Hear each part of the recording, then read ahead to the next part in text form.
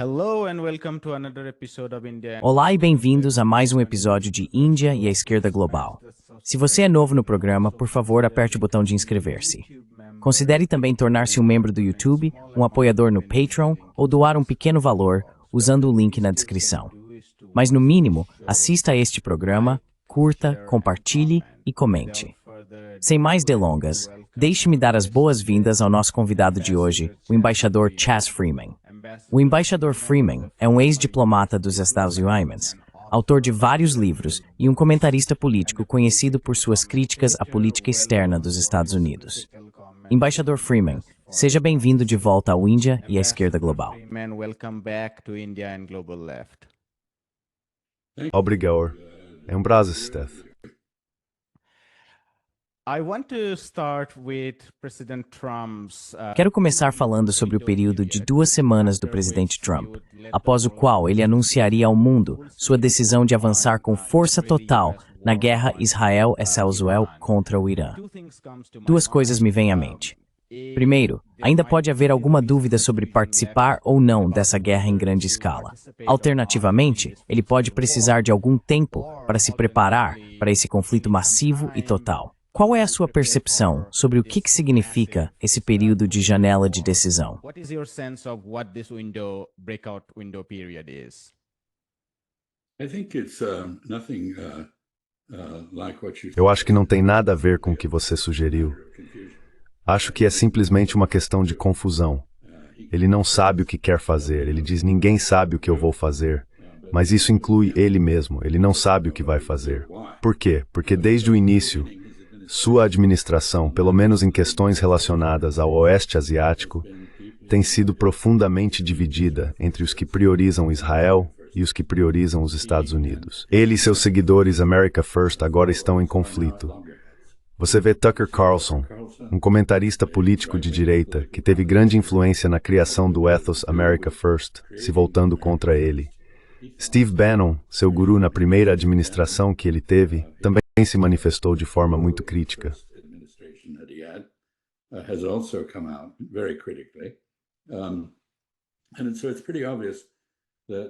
E, portanto, é bastante óbvio que o Sr. Trump está profundamente dividido entre os plutocratas sionistas ricos que o colocaram no cargo, cujas doações lhe trouxeram a vitória nas eleições, e sua base de seguidores. E sua base de seguidores está o abandonando. Então acho que não sabemos para onde isso vai. Ele precisa fazer uma escolha sobre seu próprio futuro e legado. Acho que ele realmente queria, e talvez ainda queira, resolver esse problema de maneira pacífica. Mas ele tem sido frustrado em todos os níveis por 2 coisas. Primeiro, a incompetência das pessoas que o auxiliam, que realmente não sabem o que estão fazendo e são amadoras.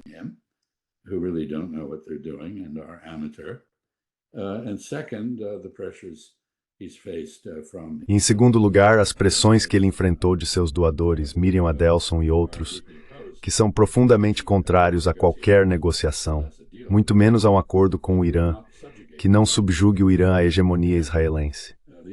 O objetivo dos israelenses não é necessariamente destruir o programa nuclear aparentemente ainda embrionário do Irã, é promover uma mudança de regime e fragmentar o Irã em suas constituências étnicas.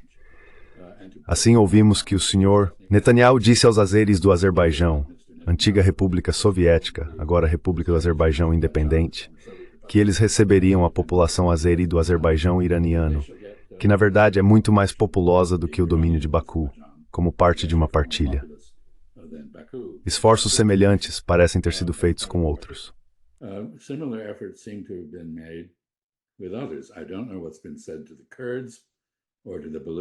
Eu não sei o que foi dito aos curdos ou aos baluches, mas este é um esforço para fazer com o Irã o que Israel há muito tenta fazer com a Síria.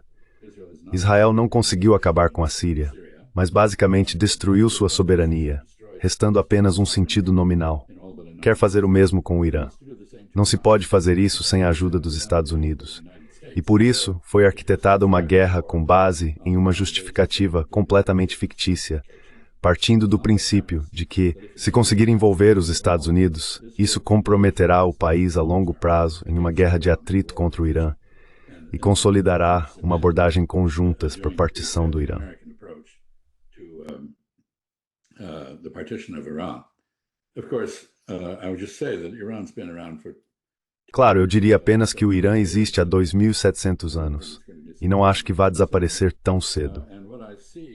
O que vejo acontecendo no momento é uma repetição de várias iniciativas fracassadas em outros lugares. Assim como no caso da guerra entre Rússia e Ucrânia, nos dizem que o Irã está encurralado, sua economia está colapsando, seu povo está se rebelando, há muita oposição à guerra e o país está prestes a capitular. Não pode vencer. E claro, a Ucrânia supostamente está vencendo. O MI6, o Serviço de Inteligência Britânico, divulga todo tipo de propaganda. A Rússia está constantemente ficando sem mísseis, drones, seja o que for. Claro que tudo isso se provou completamente falso. Of course, all of that is proven to be utterly false. We see this again, this false Mas vemos isso novamente. Esse falso triunfalismo como um exercício de propaganda. Sabe? Eles afirmam que o Irã está perdendo a guerra. Não está. O que está acontecendo é que Israel, pela primeira vez desde 1973, na guerra do Ramadã ou do Yom Kippur, está realmente sofrendo danos. E atacou o Irã, um inimigo com capacidade de resposta. E o Irã está respondendo de forma cada vez mais eficaz. Posso falar, se quiser, sobre os motivos militares para isso. Mas só vou dizer que estamos imersos em propaganda neoconservadora e propaganda israelense, que, claro, é muito eficaz. Os israelenses são excelentes em distorcer a realidade a seu favor, e estão fazendo isso novamente. Distorting reality in their favor, and they're doing it again. And is the Israeli objective O objetivo israelense de promover uma mudança de regime e fragmentar o Irã em várias partes se deve em grande parte ao apoio que o Irã oferece ao eixo da resistência. Ou Israel também sente uma ameaça, seja ela ideológica, real ou percebida vinda do Irã? whether ideological, real or perceived from Iran? Well, Israel has effectively neutralized most. Bem, Israel neutralizou efetivamente a maior parte do chamado eixo da resistência. Devastou Gaza. O Hamas continua resistindo, mas não de forma muito eficaz. Usou a cobertura da guerra com o Irã para redobrar seus esforços de promover limpeza étnica na Cisjordânia. O nível de violência dos colonos israelenses contra a população árabe indígena lá aumentou. Dizimou o Hezbollah, removeu sua liderança e continua ocupando várias bases no sul do Líbano, em violação ao acordo de cessar-fogo. Devastou completamente a Síria, removeu toda a sua capacidade de autodefesa e, como eu disse, basicamente forçou a Síria a uma posição de deferência a Israel que supera tudo o que já vimos antes. Exceeds anything we've seen before. It has cowed Jordan into permitting overflight of Jordanian territory. Isso intimidou a Jordânia a permitir o sobrevoo de seu território, passando pelo Iraque, para atacar o Irã. E envolveu as forças americanas no Iraque, que controlam o espaço aéreo do país, para permitir a passagem de aeronaves por lá. Aliás, esse controle americano no Iraque deve terminar em setembro, quando os americanos se retirarem, algo que o parlamento iraquiano exigiu repetidamente, mas que os Estados Unidos têm resistido. Então, acho que no eixo da resistência, Israel está se sentindo bastante confortável por ter subjugado a ameaça, mas Israel tem planos maiores, quer dominação total, segurança absoluta em sua região. Claro, qualquer um que busca segurança absoluta garante insegurança absoluta para todos os outros. Guarantees absolute insecurity for everyone else. And Israel has a plan. E Israel tem um plano. Você sabe, Wesley Clark, General Clark, ex-comandante das forças europeias e mentor da guerra na Bósnia e em Kosovo, relatou que Israel tinha um plano para derrubar 7 países em 5 anos. E em grande parte esse cenário foi seguido. O Irã era o 7º, os outros foram caindo em sequência. Mas agora ouvimos israelenses dizendo que tudo isso é apenas um espetáculo preliminar e o inimigo final será a Turquia, e Israel deve sobrepujar a Turquia. Então temos um caso de ambição desmedida, e infelizmente há 2 fatores impulsionando isso internacionalmente. Um é que Israel tem tido impunidade respaldada pelo Ocidente para tudo o que faz, então nunca enfrenta consequências por seu comportamento.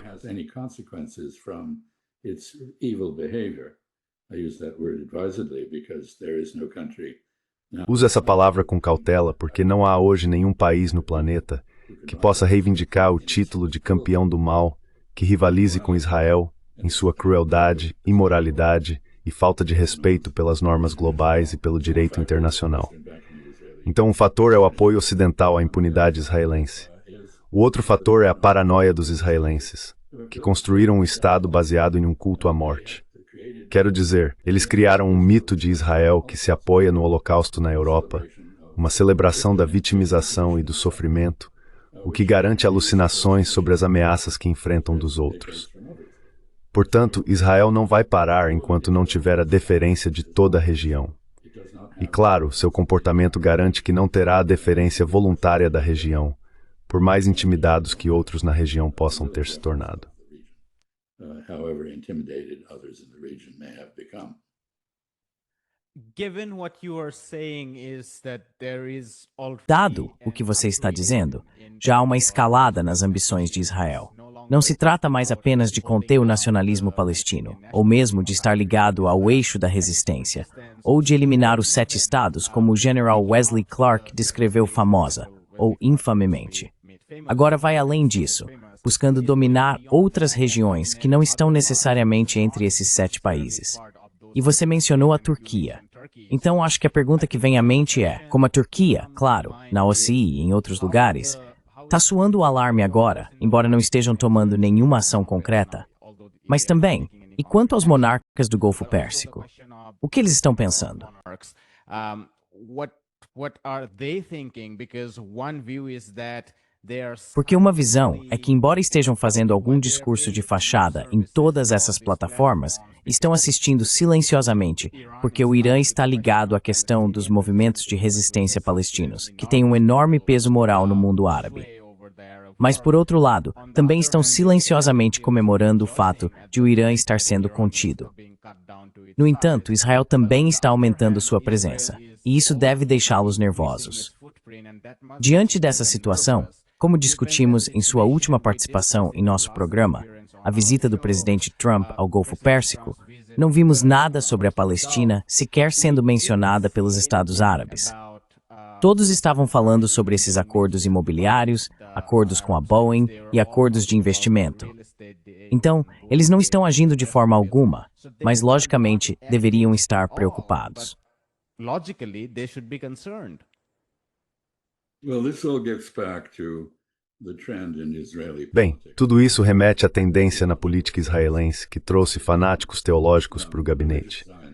O sionismo religioso é representado por um mapa no Knesset, na parede do Knesset, e por alguns emblemas nos uniformes do exército israelense, que mostram uma grande Israel se estendendo do Nilo ao Eufrates, incluindo Síria, Líbano, Jordânia, partes do Iraque, partes do norte da Arábia Saudita e o Egito a leste do Nilo. E aqui, é claro, isso é uma farsa religiosa, porque, bem, há várias coisas curiosas aqui. Uma delas é que os fundadores sionistas de Israel não acreditavam em Deus. Eles eram ateus. Did not believe in God. They were atheists. And yet they based their claim on God having. E ainda assim, eles basearam sua reivindicação no fato de Deus ter dado a Israel o direito sobre essa terra. Em segundo lugar, é claro, se Deus realmente fez isso, ele deu, ou talvez ela, não sei, deu a terra a Abraão. E Abraão é o pai tanto dos árabes quanto dos israelitas. Então tudo isso é charlatanismo religioso e totalmente falso. Mas esse grupo está no comando. Ouça Bezalel Smotrich, ou Ben-Gvir, e você ouvirá ambições de anexar praticamente tudo na periferia de Israel. Bem, é claro. E então, é claro, vimos um esforço israelense para exterminar os palestinos em Gaza. E agora, com a ajuda e cumplicidade, lamento dizer, do meu próprio país, Israel, você vem de Chicago, pelo menos parte do tempo. You come from Chicago, some of the time at any rate, and in Chicago there are stockyards. E em Chicago, existem matadouros para onde o gado é conduzido. Animais são levados para o abate. E as estações de alimentação que foram montadas em Gaza por uma fundação conjunta dos Estados Unidos e de Israel são projetadas exatamente da mesma forma. E o resultado é o mesmo. As pessoas são direcionadas para esses currais e depois são mortas por atiradores de elite, artilharia ou o que for. E claro, elas não recebem comida suficiente para alimentar suas famílias. E agora nos dizem que crianças estão morrendo não apenas de fome, mas de sede em Gaza. Então tudo isso, essa guerra, aliás, É uma cobertura perfeita para essas crueldades inacreditáveis. Enfim, só quero dizer que as ambições de Israel são de fato segurança absoluta. Israel's ambitions are indeed absolute security, and as I said, that brings absolute insecurity to everyone. E como eu disse, isso traz uma insegurança absoluta para todos ao alcance. Você está absolutamente certo ao dizer que os árabes não tomaram nenhuma ação concreta. Durante a visita do Sr. Trump a Riad e aos Emirados Árabes Unidos, qualquer discussão sobre a questão palestina ocorreu fora das câmeras, de forma privada, e todo o evento foi dedicado à celebração das possibilidades de reurbanização imobiliária na Riviera, eu chamo de Auschwitz no Mediterrâneo. Trump endossou. Isso não é novidade. Os governantes árabes sempre tiveram que equilibrar entre uma oposição popular generalizada, mais do que antipatia, ódio ao que os israelenses estão fazendo, uma oposição séria ao que estão fazendo, e seus próprios interesses como governantes. And their own interests as rulers, and they have been able to E eles conseguiram reprimir, em grande parte, as manifestações populares e manter o controle, apesar da oposição do povo às suas políticas. O Conselho de Cooperação do Golfo, só para responder à última parte da sua pergunta, quais são as reações ao sofrimento do Irã sob esse ataque? Elas variam bastante.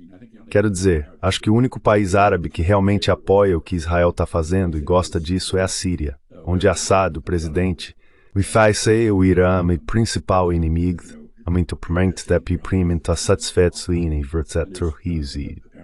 happy to see Iran, as you said, cut down to size. Elsewhere, that is not the case. Em outros lugares isso não acontece.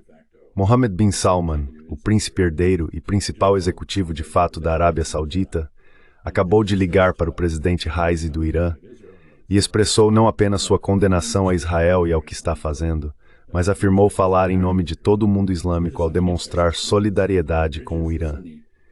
Isso é interessante porque ultrapassa a divisão entre sunitas e xiitas. E devo dizer que dentro do próprio Irã, estamos vendo uma mudança na política, afastando-se do foco na teoria do governo teocrático e caminhando para um nacionalismo mais convencional, no qual o exército tem um papel maior do que a Guarda Revolucionária Islâmica. E longe de desunir os iranianos, o ataque ao Irã aparentemente os uniu. The attack on Iran has apparently united them. The level of hatred of Israel has never been as white hot as it O nível de ódio contra Israel nunca foi tão intenso quanto agora, e a decepção e o sentimento de traição pelos Estados Unidos nunca foram tão fortes. Portanto, estamos em uma situação em que vemos coisas estranhas acontecendo por causa da guerra de desinformação que mencionei anteriormente, da distorção das realidades, da alegação de que o Irã está encurralado, assim como supostamente a Rússia estava nos estágios iniciais da guerra Rússia-Ucrânia, e que, portanto, está sob enorme pressão para capitular.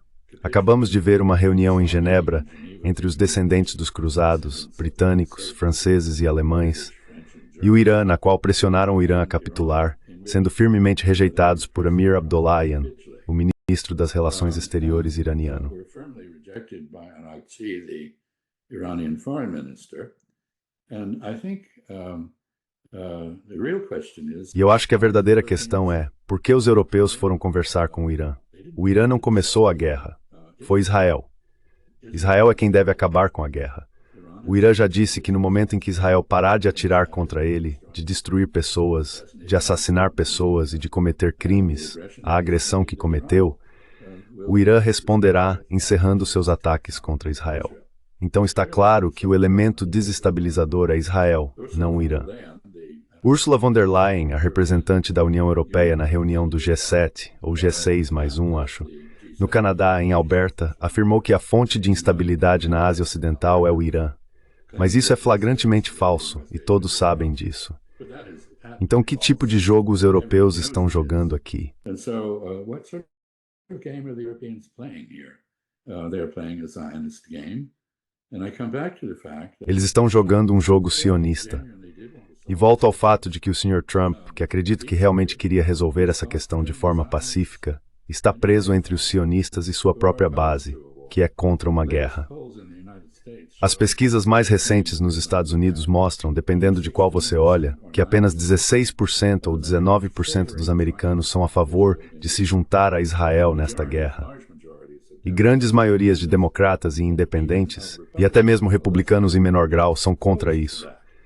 E, no entanto, os doadores do Sr. Trump e o Sr. Netanyahu, que parece ter infiltrado a mente do Sr. Trump com informações fabricadas que contradizem a CIA e todos os outros, ele está seguindo as orientações de Israel. He is following the directions of Israel. So here we have an anomaly, and it is deep. Aqui temos uma anomalia, e é algo profundamente humilhante para mim como americano. Ou seja, não apenas os Estados Unidos estão seguindo políticas externas ditadas por um país estrangeiro e aceitando informações fornecidas por esse país estrangeiro, informações fabricadas que atendem aos interesses desse país, em detrimento de sua própria inteligência, mas estamos realmente impondo censura à nossa população em nome de um país estrangeiro. Estamos deportando pessoas em nome de um país estrangeiro. Estamos atacando nossas próprias universidades em nome de um país estrangeiro. Isso é notável. E acredito que a base do Sr. Trump está começando a entender o que está acontecendo e está reagindo.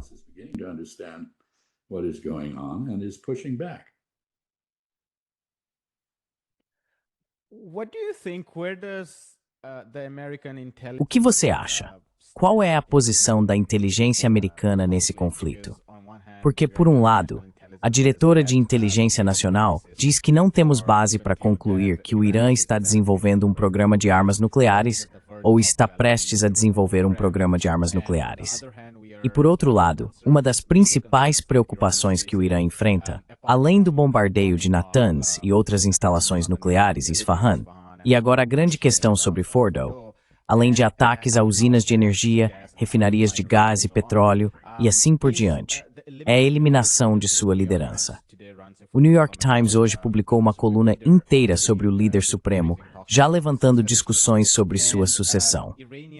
E a liderança iraniana agora reconheceu que deve ter havido grandes falhas de segurança de inteligência, dado que tantos de seus líderes foram eliminados em apenas uma hora. As fantasmas e Mossad está difusando todos esses pletimentos sozinho, mas ninguém certeza. Mas as queria saber qual é a sua perspectiva sobre a CIA.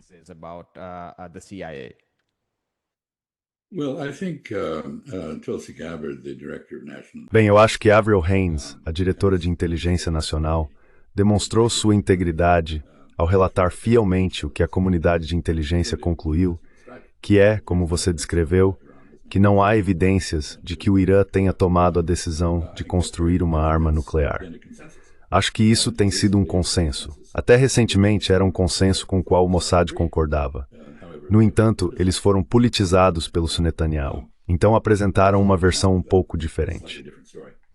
É um fato que, em resposta ao desmantelamento do chamado JCPOA, o acordo nuclear, o plano de ação conjunto global com o Irã, pelo Sr. Trump em seu primeiro mandato, o Irã tem aumentado lentamente o nível de enriquecimento. Acredito que para ganhar vantagem nas negociações, mas não avançou além disso.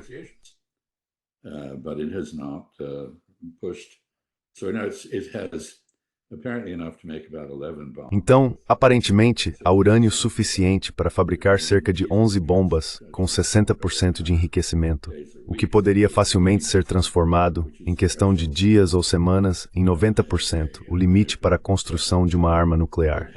Eles têm essa capacidade.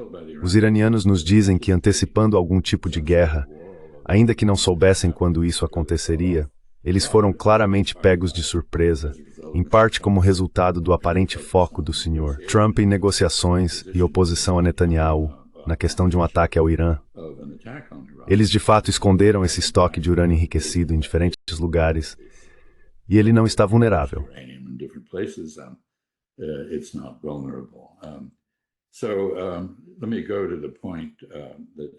Então deixe-me abordar o ponto que você levantou sobre se o Mossad e a Aman, que é a inteligência militar israelense, agiram por conta própria. Acho que a resposta é claramente não. E vemos no plano elaborado para o ataque ao Irã um eco do ataque da Ucrânia à Rússia, ou seja, a infiltração de drones armados, posicionando os próximos a instalações, prontos para agir quando o sinal fosse dado. Isso tem a assinatura do M6. Também sabemos que no Azerbaijão, que, como eu disse, aparentemente foi prometido parte do Irã, caso a política israelense seja bem-sucedida, há uma base da CIA muito grande.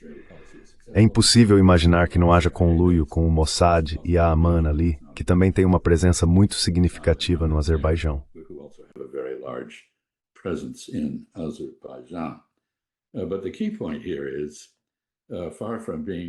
Mas o ponto principal aqui é que, longe de ser uma reação espontânea a uma situação urgente, esse plano foi elaborado ao longo de anos.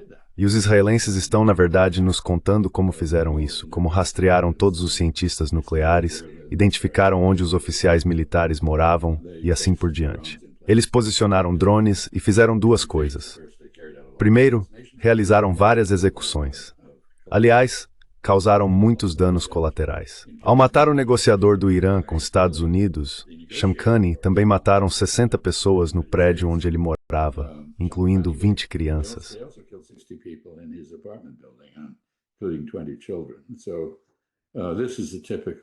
Então, isso é uma típica indiferença israelense em relação à perda de vidas de qualquer pessoa e estabelece um precedente terrível para outros em guerras futuras.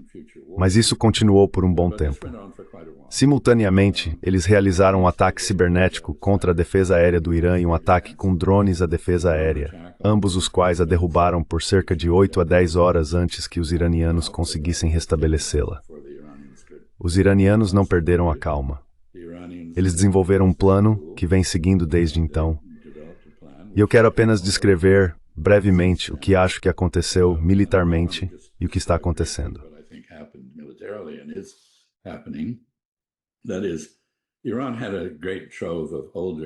Ou seja, o Irã possuía um grande arsenal de mísseis mais antigos. Eles dispararam esses primeiros contra Israel para esgotar as defesas antimísseis israelenses. Eles não esperavam que muitos deles conseguissem passar, e de fato, muito poucos passaram.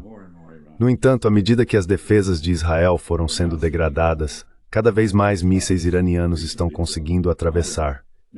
E o que estamos vendo agora são mísseis de primeira linha, desenvolvidos recentemente, incluindo mísseis hipersônicos e o Khorramshahr-4, que possui uma ogiva guiada terminalmente capaz de liberar cerca de 80 bombas separadas e que aparentemente não pode ser interceptada nem pelo sistema Arrow, o sistema antimísseis israelense, nem pelo THAAD, o sistema americano instalado em Israel. Portanto, estamos diante de uma guerra de atrito.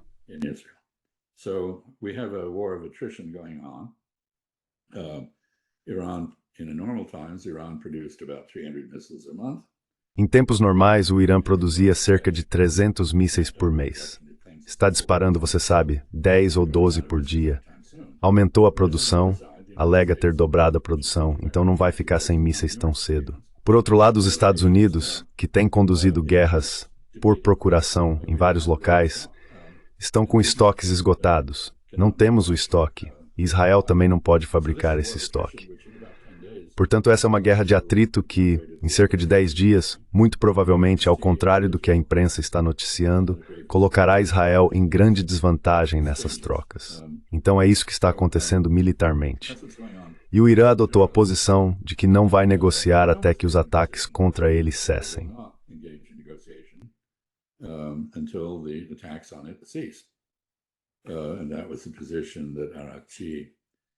E essa foi a posição que Arakchi enunciou em Genebra em sua reunião com os europeus.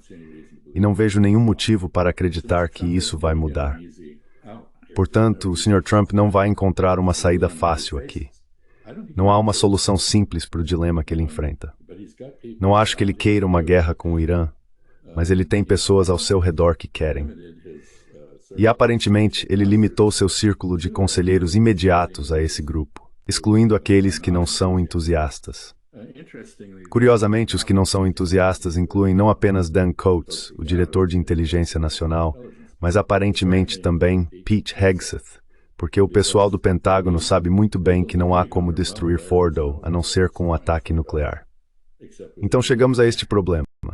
O Irã não é um estado fora da lei.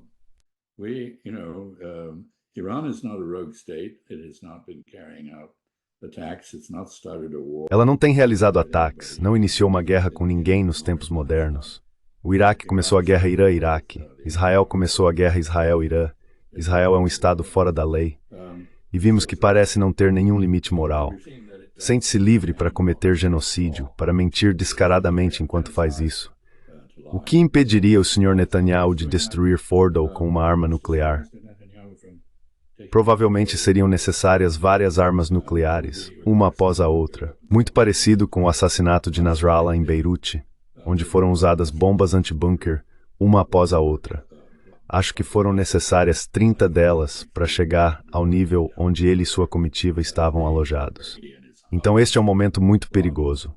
E eu sei que você está agora em Pequim, mas entendo que você está apenas na Índia.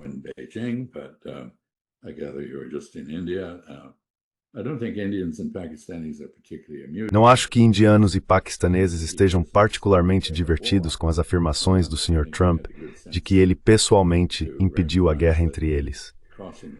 Acho que eles tiveram o bom senso de reconhecer que cruzar o limiar nuclear não seria uma boa ideia, e isso fez com que ambos os lados ficassem mais cautelosos.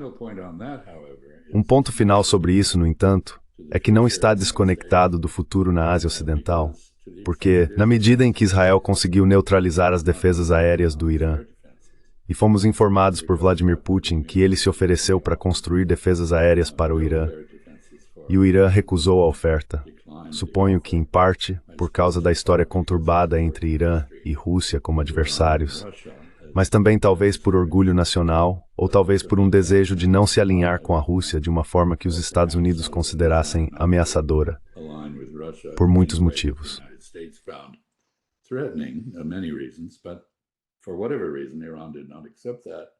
Mas por algum motivo, o Irã não aceitou isso. Mas acho que após esta guerra, é muito provável que reconsidere sua recusa em aceitar a ajuda russa. E acredito que os chineses, que têm sido muito cautelosos para evitar envolvimentos em qualquer parte do mundo, talvez estejam dispostos a fornecer armamentos como os que forneceram ao Paquistão, que teve um desempenho bastante bom na guerra recente, defesa aérea, e ao Irã. E por quê? Porque todos analisam a posição chinesa na Ásia Ocidental em termos quase estratégicos. Mas acho que há mais em jogo. O tipo de mundo que os chineses querem construir é aquele em que uma nação não ataca a soberania de outra e em que ninguém fica indefeso.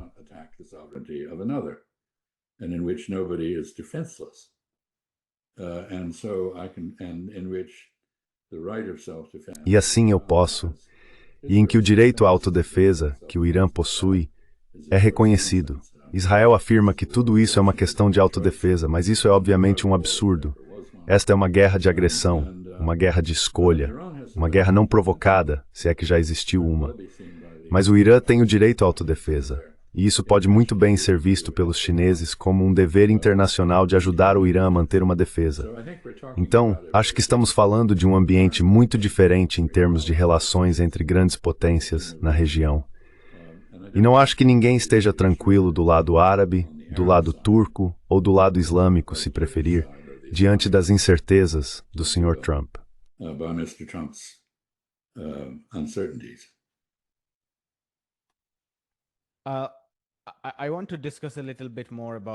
Quero discutir um pouco mais sobre China e Rússia nessa equação. Mas antes, um comentário rápido sobre o quão sobrecarregado e inchado está o complexo industrial de defesa americano. Recentemente, entrevistei a Dr. Joanna Lei, de Taiwan, ex-parlamentar do KMT, e em uma de nossas conversas sobre as relações de defesa e contratos de defesa entre Taiwan e Estados Unidos, ela disse que Taiwan tem sido forçada a firmar muitos contratos de defesa com fornecedores de armas americanos. E eles têm feito esses contratos. Mas tem ocorrido atrasos atrás de atrasos. Enquanto, por outro lado, há um aumento da histeria promovida pelo DPP de que Taiwan deveria participar da antagonização contra a RPC. Ou seja, Taiwan atuando como um estado de frente na política americana de contenção à China.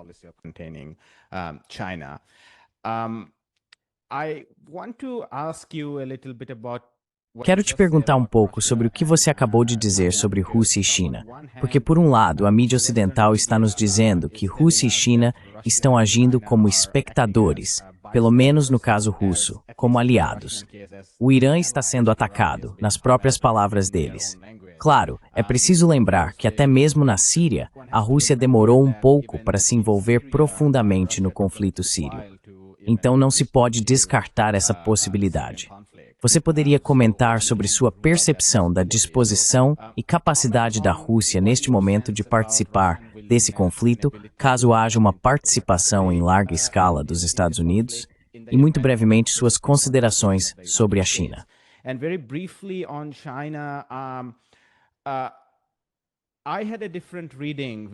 Eu tive uma leitura diferente em relação ao Paquistão e ao Irã, porque recebi o professor iraniano Fuad Izadi e discutimos essa questão. Ele estava mais ou menos relutante em depender demais da China e da Rússia, porque sua posição era de que China e Rússia não fizeram nada, enquanto Gaza está sendo bombardeada. Então não podemos contar com eles.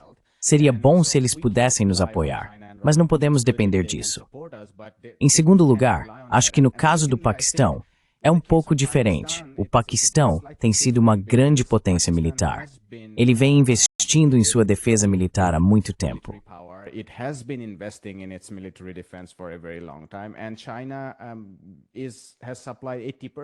E a China forneceu 80% de suas armas, mesmo antes da escalada que teve com a Índia.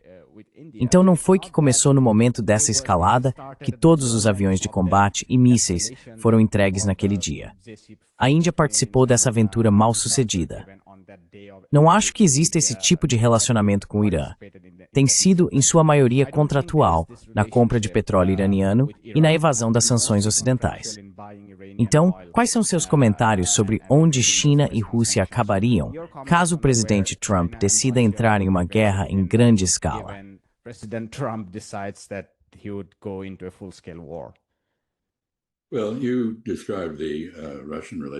Bem, você descreveu a relação da Rússia com o Irã como uma aliança.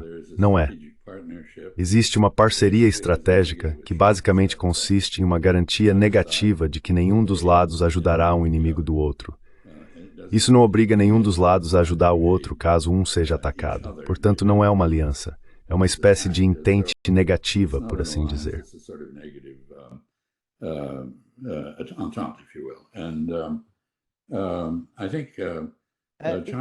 O que a Síria representava para a Rússia? Se você puder nos ajudar com isso também. A Síria era uma questão totalmente diferente. Eu ia chegar a isso.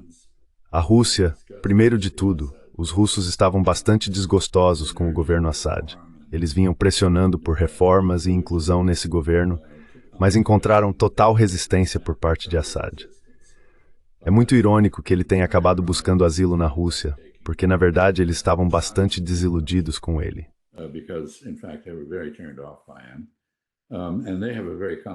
E eles têm uma situação muito complicada. Eu estava pensando, o que era a Síria em 2015 para a Rússia? Como a Síria era diferente em 2015 para a Rússia quando a Rússia decidiu intervir?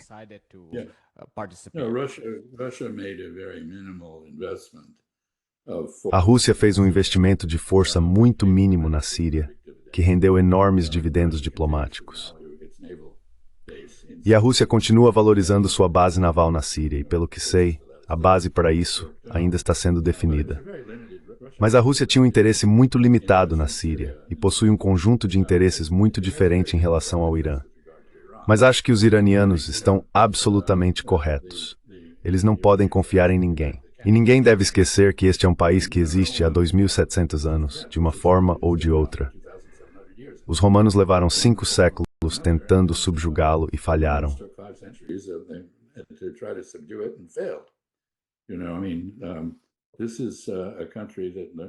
Quero dizer, este é um país acostumado à autossuficiência. Também devo dizer que, em termos de posição geopolítica ou geoeconômica, é um importante ponto de cruzamento. O esforço indiano em Chabahar para se conectar através do Irã até São Petersburgo, um corredor de transporte norte-sul ou sul-norte, é uma ilustração da centralidade do Irã nesse contexto. O mesmo vale para o fato de que os chineses estão começando a construção da ferrovia de Kashgar, passando por Bishkek até Tashkent e seguindo para Teherã. Portanto, temos tanto uma conexão sul-norte quanto leste-oeste através do Irã, o que o torna uma localização estratégica importante. Connection through Iran, which makes it a major strategic location. Let me talk about Pakistan.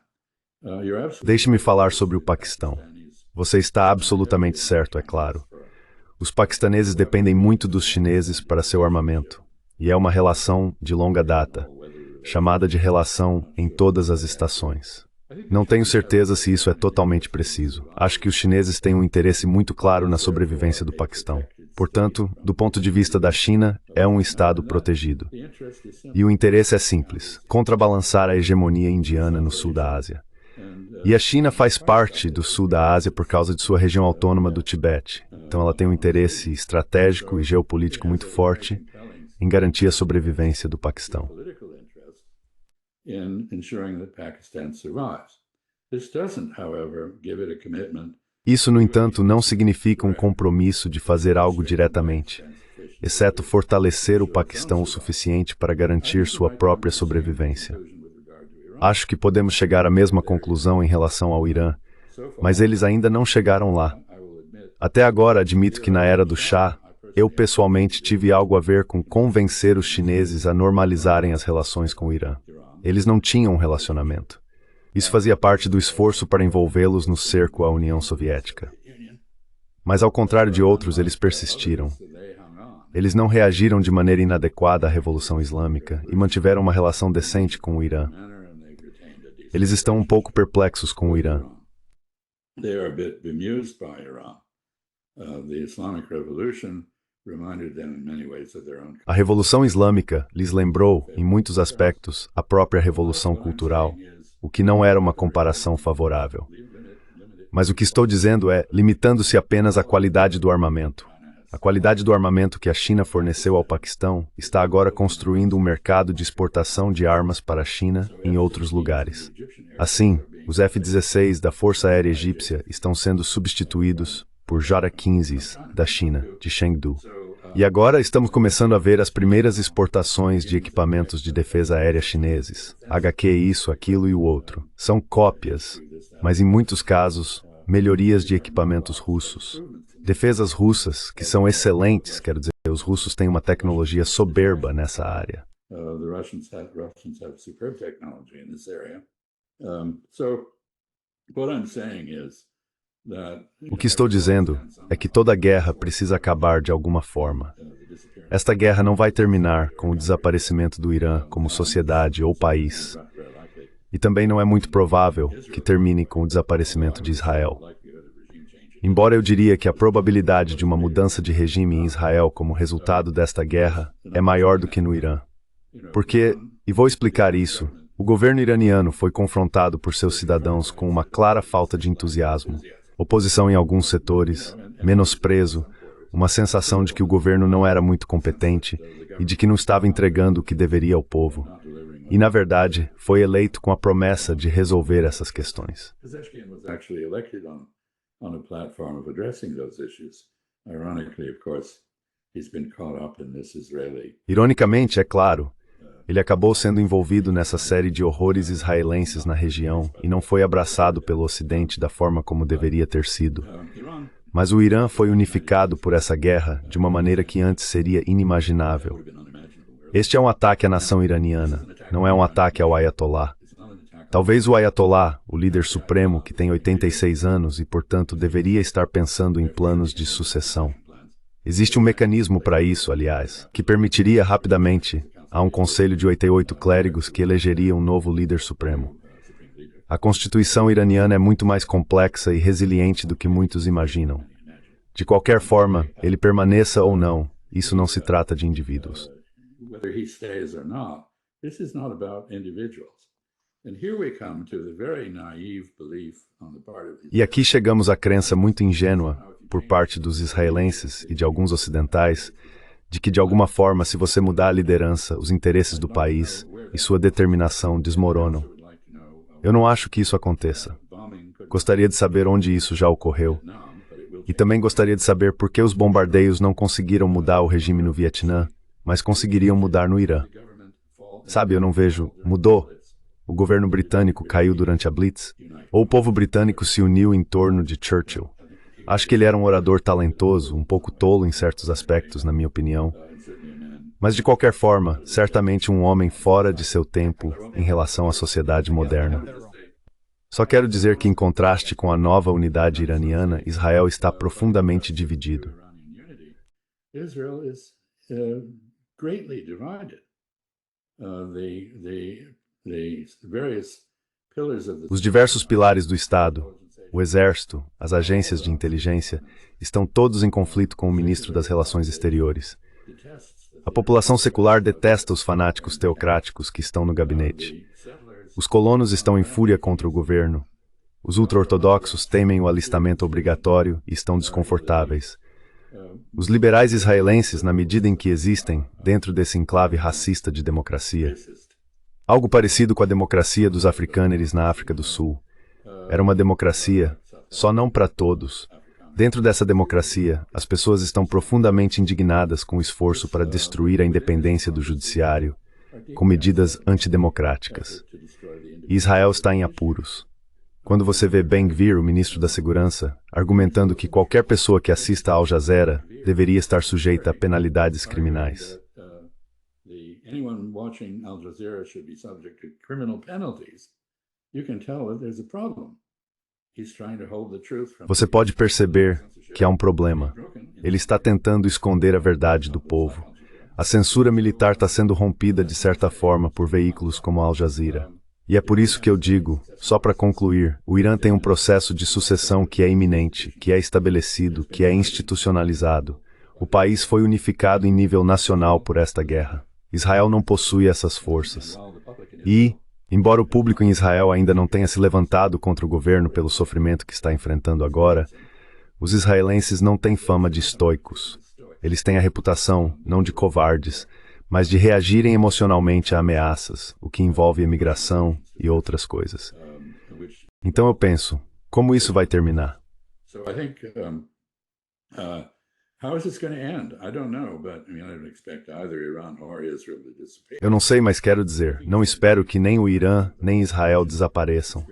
Mas acho que isso vai mudar a configuração de toda a região. Vai redesenhar as relações entre as grandes potências. E tudo isso sem considerar que o Sr. Trump não ataque o Irã de forma imprudente, onde seus próprios militares lhe diriam: você não pode destruir Fordow a não ser com armas nucleares. O que eu acho que nem mesmo Trump estaria inclinado a usar. Se ele atacar o Irã já disse, e eu acredito neles, que vão atacar bases e pessoal americanos em toda a região. Eles vão afundar navios, vão disparar contra bases como Al-Udeid, ou, agora não consigo lembrar o nome da base aérea no norte do Iraque. Oh dear, now I can't remember the name of the air base in northern Iraq that I know, something or other. Anyway, it doesn't matter, but eu sei, alguma coisa assim. De qualquer forma, não importa. Mas há muitos funcionários americanos ao alcance do Irã e eles vão sofrer. Então, nas circunstâncias atuais, em que a grande maioria do povo americano está profundamente inquieta e insatisfeita com a traição do Sr. Trump, a sua plataforma como candidato, de que ele traria paz ao mundo, de que uniria o mundo, quando está fazendo o oposto, sabe, a reação nos Estados Unidos não seria como a de depois de Pearl Harbor, se houvesse uma perda significativa. Então, e mesmo que houvesse tal reação, não estamos em posição de nos tornar o arsenal de ninguém neste momento, por causa do esgotamento da nossa base militar industrial que você mencionou.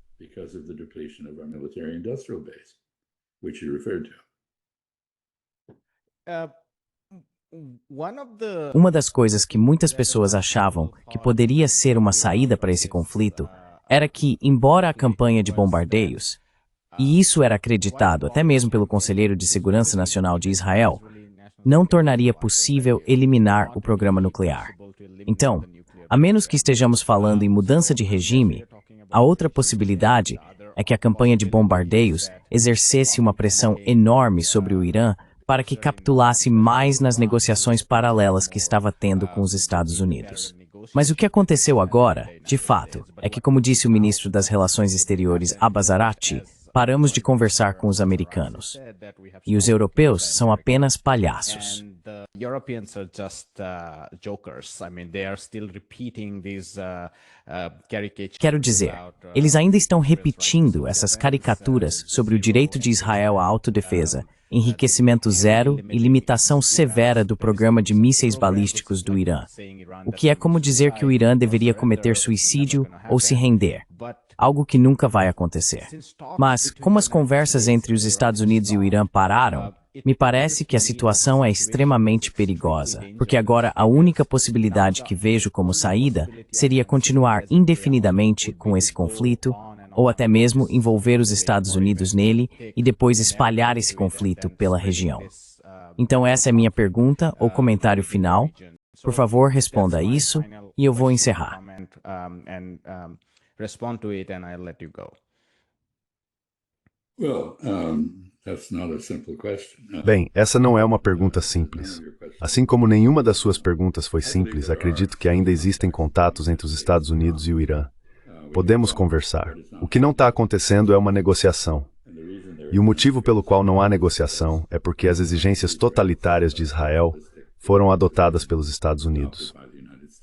Ou seja, nada de reprocessamento, nada de força de mísseis, nada de relações com o chamado eixo de resistência, rendição, subjugação, em outras palavras, reduzir o Irã ao nível da Síria, o que não será aceito por nenhum iraniano. Um ponto relacionado é o óbvio. Na medida em que isso é concebido como uma operação de mudança de regime, não há razão para acreditar que o regime sucessor seria qualquer coisa além de ainda mais empenhado em desenvolver um instrumento de dissuasão. A deterrent. That is a couple of points. Então esses são alguns pontos. Acho que existe uma saída para isso que pode atender tanto às demandas iranianas quanto americanas, se não israelenses. Acho que o Sr. Witkoff chegou a concordar, em determinado momento, com o enriquecimento ao nível de 3,67% e depois foi forçado a voltar atrás pelo lobby israelense e agora está irredutível quanto à impossibilidade de reprocessamento. Podemos fazer algumas coisas. Em primeiro lugar, você poderia tentar outra pessoa como interlocutor com os iranianos, já que ele se descredibilizou ao vacilar tanto, não sendo consistente e não entregando os resultados das negociações. Em segundo lugar, aparentemente, os iranianos propuseram que o reprocessamento fosse feito em uma base regional multinacional.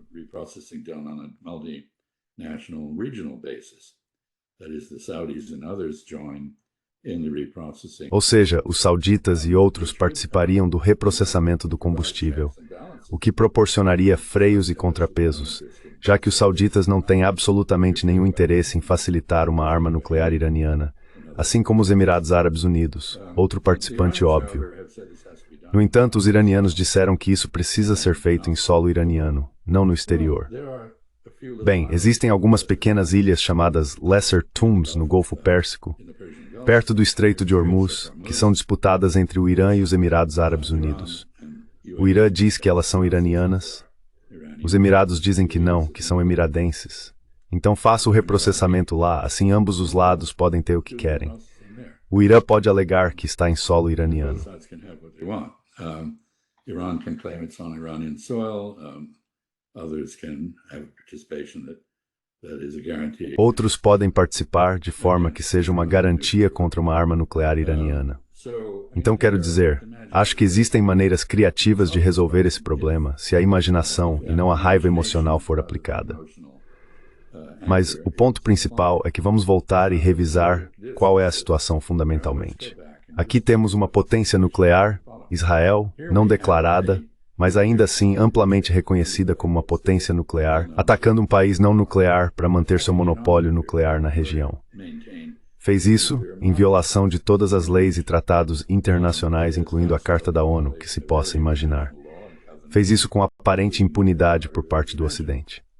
It has done so with apparent impunity from the West. Will the impunity continue from others? This is where the... A impunidade vai continuar por parte de outros. É aqui que entram os russos e chineses, o chamado Sul Global. As pessoas realmente querem ver as normas do futuro baseadas no comportamento de Israel, Ou preferem continuar com a ordem do pós-Segunda Guerra Mundial, que agora está em frangalhos, mas não é impossível de reconstruir? Então, novamente, teremos uma reunião do BRICS em breve no Rio de Janeiro, em o quê? 2 ou 3 semanas, acho que 8 ou 9 de julho, algo assim. Há uma oportunidade para as pessoas discutirem essa questão de forma construtiva e proporem uma solução.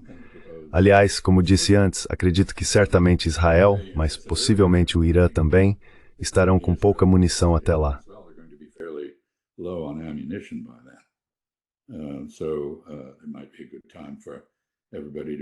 Então talvez seja um bom momento para todos recuarem um pouco. Portanto, acho que eu não desistiria da diplomacia. Infelizmente, tenho que dizer que meu país parece não saber o que é neste momento. Mas talvez um milagre aconteça e nós o redescubramos. Um dos grandes problemas aqui, para ser honesto, é a incompetência essencial do governo americano. O chamado Deep State, ou seja, o elemento competente do governo, que persiste de uma administração para outra, foi destruído. Nossa política é guiada por uma compreensão firme da realidade, mas por alucinações paranoicas. Imaginamos ameaças inexistentes. E aqui vemos todo o cenário da invasão do Iraque se repetir. And here we see the entire Iraq invasion scenario replayed. You've got to get these weapons of mass destruction. Você tem que encontrar essas armas de destruição em massa e removê-las. Bem, não havia nenhuma. Agora aqui temos um programa inexistente de bomba nuclear que precisa ser destruído. É disso que os europeus estavam falando em Genebra. Então isso é o inviável em busca do inexistente. Não faz sentido algum. E talvez alguém consiga dar sentido a tudo isso no final. Lamento dizer que não acho que será o Sr. Trump ou o meu governo em Washington. Se for o meu governo, hoje em dia nem sei mais qual governo é. Então vamos deixar por aqui, espero. Isso foi útil, desejo tudo de bom a vocês e os encorajo a continuar com o bom trabalho.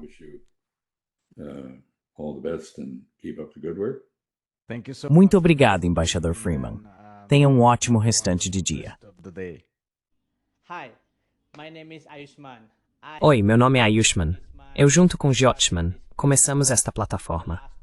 Nos últimos 2 anos, temos tentado produzir conteúdo para as forças de esquerda e progressistas. Já entrevistamos economistas, historiadores, comentaristas políticos e ativistas até agora.